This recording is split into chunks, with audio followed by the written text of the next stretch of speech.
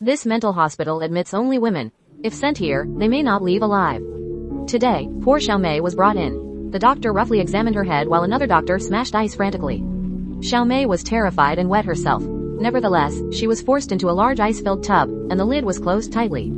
A small part of her head was exposed. Xiaomei froze and couldn't pee. She noticed her fellow patient had turned into a popsicle. This 19th century mental hospital had poor medical conditions. To treat patients quickly, the director struck a deal.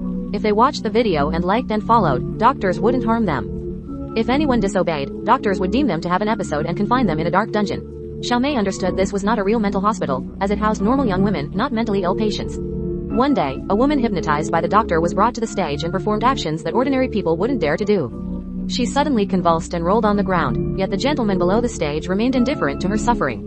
Xiaomei realized something was wrong at the hospital and was determined to escape. The head nurse noticed her odd behavior that day and suspected a mental breakdown. Moments later, she mentioned the head nurse's late sister and noted that the head nurse had penned many unsent letters to her out of longing. The head nurse was shocked to learn her sister had died years ago. The next day, she told Xiaomei she could leave, but only if she could speak to her sister's spirit. Xiaomei was taken to an empty room by the head nurse. She silently performed a ritual in her heart and suddenly felt very uncomfortable. Then Xiaomei was possessed by the sister, who said their father had an accident in the kitchen at home and urged her to go back and check.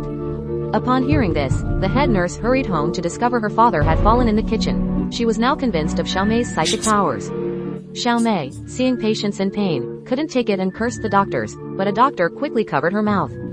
When she woke up, she found herself locked in a dark, damp basement. It was hard to see any sunlight, and whenever she did, the doctors would shut the windows tightly. Xiaomei's oppressive life nearly broke her, but one day, the head nurse's arrival changed everything. He moved Xiaomei from the basement to a regular ward, where the fresh air relaxed her. An escape opportunity soon appeared during the hospital's annual ball. It was her only chance to flee. If she couldn't escape, she might never get out. When the doctors brought the clothes to the ward, everyone rushed forward because only if their clothes were beautiful enough could they be chosen by a wealthy person to be taken out. Xiaomei dressed beautifully for the ball. Wealthy guests entered slowly, seeking their prey.